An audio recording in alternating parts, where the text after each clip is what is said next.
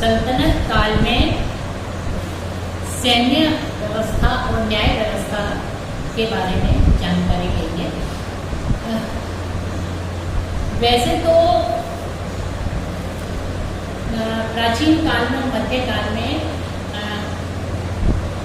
सत्ता का वास्तविक आधार जो है वो सैनिक शक्ति था और सेना के दम पर ही राज्य प्राप्त किया जा सकता था और जो शासक सैन्य रूप से ताकतवर नहीं होता था और जो युद्ध में पराजित होता था उसका राज्य भी चला जाता था।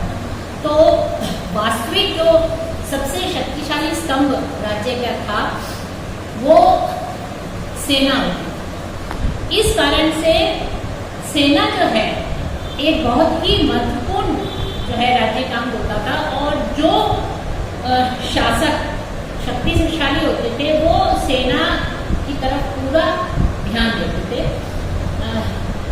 सेना का जो विभाग होता था, सेना पूरी सेना का प्रशिक्षण करना, भर्ती करना, सारा काम जो है वो एक विभाग देखता था जिसे दीवाने आरीस कहा जाता था और ये सेना का A to Z सभी कार्य जो है वो देखते थे। और दीवाने आरीस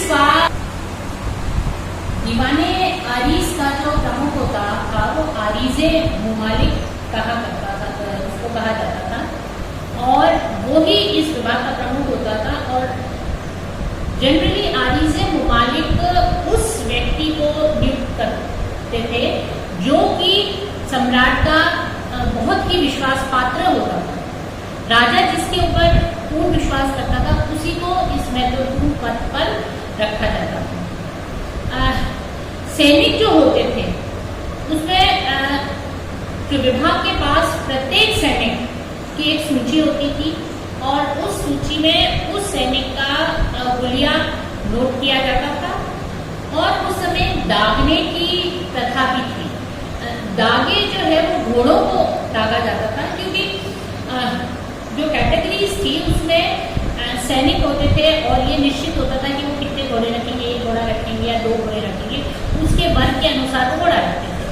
और ये एक्सपेक्ट किया जाता था कि चूंकि राज्य उसको वेतन दे रहा है तो वो घोड़ा जो है वो अच्छी क्वालिटी का, अच्छी नस्ल का रखे। पर कई बार ऐसा होता था कि ये लोग जो है वो जब प्रशिक्षण हो रहा होता तो उस समय कोई घटिया घोड़ा लाकर उसको दिखाकर जो है वो पास कर दिया जाता। तो इसको रोकने के लिए दागने की प्रथा जो है वो लागू की गई थी। इसमें ये होता था कि घोड़े के ऊपर जो है वो रॉयल इंसिग्निया या जो राजकीय चिन्ह है वो दाग दिया जाता था और उससे ये पता चलता था कि प्रशिक्षण के समय वही घोड़ा जो है वो होना चाहिए।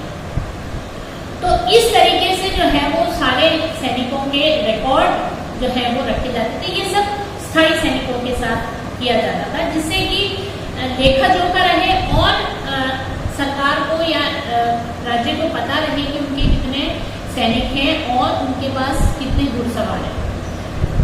सैनिकों के अंदर भी जो है वो कई वर्गीकरण था। पहले वर्ग के सैनिक वो होते थे जो कि केंद्र द्वारा रखे जाते थे और ये सुल्तान के अंगरक्षक होते थे। ये स्थायी होते थे, नियमित होते थे, मतलब एक तरह से रेगुलर होते थे और परमानेंट होते थे। इनका और ये हमेशा केंद्र में रहते थे, मतलब राजधानी में राजा के पास रहते थे। इनको वेतन भी दिया जाता था और कई बार इनको जागीर भी दी जाती थी। जहाँ पर प्रथा पैसे देने की होती थी वहाँ इनको नियमित वेतन मिलता था और जहाँ पर जागीरदारी प्रथा थी तो उनको वेतन के एवज में उतनी जागीर जो है वो इन सैनिकों को दे दी जाती थी। और ये सैनिक हमेशा केंद्र में सुल्तान के अधीन या हम ये कह सकते हैं व्यक्तिगत जो है वो सुल्तान की सेवा में उपस्थित रहते थे। दूसरा जो वर्ग था सैनिकों का वो एक तरह से अस्थायी था। अस्थायी इस सेंस में था कि वो केंद्र में नहीं रहते थे, वो इक्तेदारों के सैनिक होते थे। इक्तेदार हम लोगों को पता है कि सल्तनत काल में राज्य जो है वो उसकी भूमि इक्तेदारों में बांटी गई थी। इक्तेदार वो होता था जो कि उस जो भूमि का अधिकार जिसको दिया जाता था, इक्ता जिसको दिया जाता था, वो इक्तेदार कहलाता था।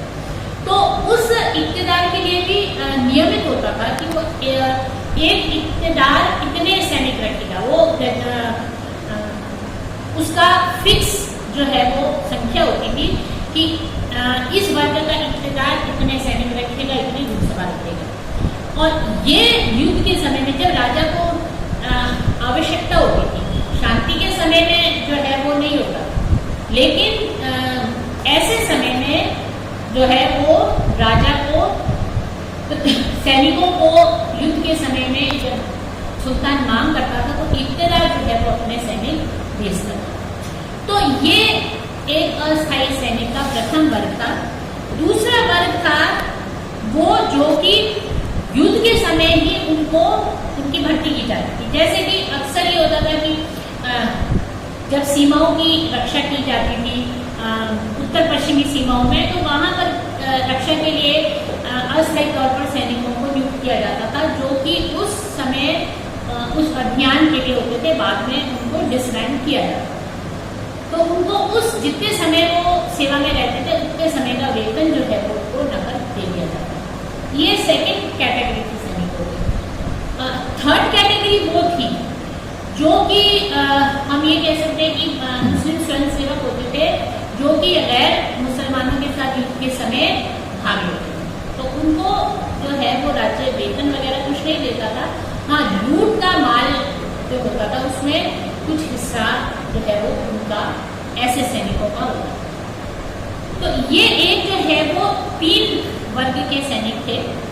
और इसमें नेचुरल है कि जो अस्थायी सैनिक थे वो व्यक्तिगत रूप से सम्राट के प्रति उत्तरदायित्व नहीं रखते थे, वो अपने इक्तेदार के प्रति रखते थे। ये इस व्यवस्था की एक खामी थी।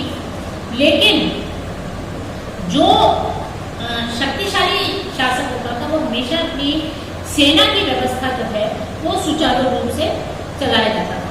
अब इसमें जो है वो एक श्रृंखला भी होती थी। ये तो हमने सैनिकों की कैटेगरी या वर्ग की बात की। अब इसमें एक चेन ऑफ कमांड या श्रृंखला होती थी कि एक सैनिक के ऊपर अधिकारी, उसके ऊपर अधिकारी, उसके ऊपर अधिकारी। अब इस श्रृंखला में जो 10 घुड़सवार होते थे उसके ऊपर एक सरखैल होता था। 10 घुड़सवारों के ऊपर एक सरखैल, 10 सरखैल के ऊपर एक सिपहसालार और 10 सिपहसालार पर एक अमीर और 10 अमीर पर एक मलिक होता था। 10 मलिक पर एक खान होता था। और ये इस तरीके से जो है वो श्रृंखला चलती थी। जैसे 10 घुड़सवार, उसके ऊपर एक सरखैल, 10 सरखैल है उसके ऊपर एक सिपहसालार, फिर 10 सिपहसालार पर एक अमीर और 10 अमीर पर एक मलिक। तो टॉप पर जो है वो इस तरह से पिरामिड बनता था, श्रृंखला बनती थी। अब कई बार इसमें छोटे मोटे चेंजेस भी हो जाते थे, तो इसको एज इट इज जो है वो नहीं फॉलो किया जाता था। सैनिक जो हैं वो सभी वर्ग के होते थे। तुर्क हैं, ईरानी हैं, मंगोल हैं, अफगान हैं, हबशी हैं, भारतीय हैं, हिंदू भी सैनिक होते थे। तो सब लोग जो है वो इस सेना में भर्ती होते थे। तो ये जो है वो सैन्य प्रशासन सल्तनत काल में था।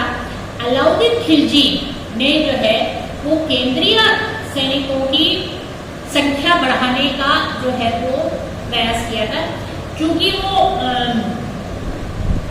अलाउद्दीन खिलजी जो है महत्वाकांक्षी शासक था और उसने अपने साम्राज्य का विस्तार किया था, तो उसको एक तरह से परमानेंट सोल्जर्स या स्थायी सैनिकों की आवश्यकता थी। तो उसने भर्ती कर बड़ी संख्या में जो है वो स्थायी सैनिक भी रखे गए। इसके साथ हम न्याय प्रशासन की अगर बात करें तो न्याय प्रशासन में सुल्तान जो है वो सर्वोच्च न्यायाधीश होता है। सुल्तान से ऊपर कोई नहीं होता था। वैसे तो सुल्तान हर विभाग का सर्वोच्च अधिकारी होता था, सत्ता उसी से जो है वो नीचे आती थी। लेकिन ये जो है वो न्याय के क्षेत्र में ज़्यादातर जो चूंकि सल्तनत काल में शासक मुसलमान थे, तो वे अपने आप को शर्त के अधीन मानते थे।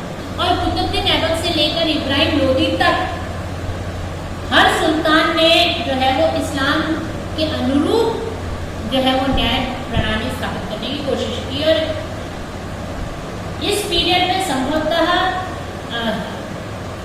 अलाउद्दीन खिलजी भी एक ऐसा शासक था जिसने कि अगर राज्य का हित समझा तो उसने उसके अनुरूप काम किया। उसने कानून के विरोध में भी दंड देने से हिचकिचाहट नहीं, लेकिन वो सिर्फ जो है वो कुतुबुद्दीन ऐबक ने अलाउद्दीन खिलजी ने ही ये कार्य किया। दूसरे सुल्तान ने जो है वो ज्यादातर कोशिश की कि वो इस्लामिक कानून के अनुसार जो है वो न्याय दे। सुल्तान जनरली सप्ताह के 2 दिन जो है वो न्याय व्यवस्था के लिए बैठता था और सुनवाई करता था। लेकिन जब सुल्तान बैठता था तो उसकी मदद के लिए सद्र या मुफ्ती जो है या काजी, ये लोग जो है वो सुल्तान की सुनवाई में मदद करते थे।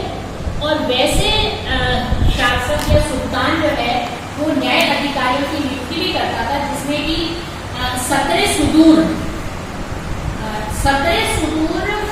न्यायिक प्रशासन का सबसे बड़ा अधिकारी होता था, उच्च अधिकारी होता था। 17 सुदूर के ऊपर सिर्फ सुल्तान होता था और 17 सुदूर जो है उसके बाद उसके नीचे जो है वो मुख्य काजी, प्रांतीय काजी, नगरों के काजी अनेक होते थे।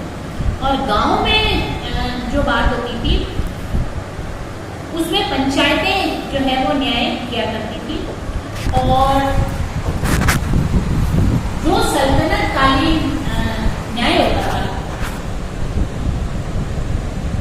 वो बहुत कठोर होता था और उसमें अंग विच्छेद, प्राण दंड, संपत्ति को जब्त करना, देश निकाला, ये सब जो है वो सामान्य रूप से किया जाता था।